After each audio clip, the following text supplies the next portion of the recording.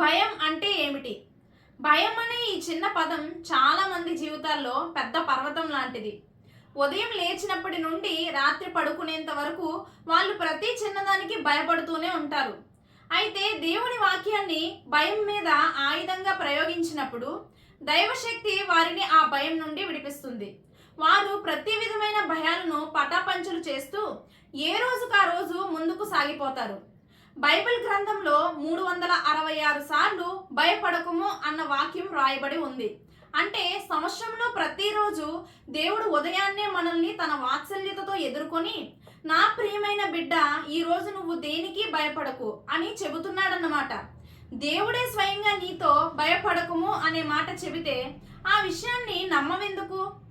నీ రక్షకుడైన యేసుక్రీస్తును నీ ముందు ఉంచుకో. భయాన్ని జయించే జీవితాన్ని కొనసాగించు.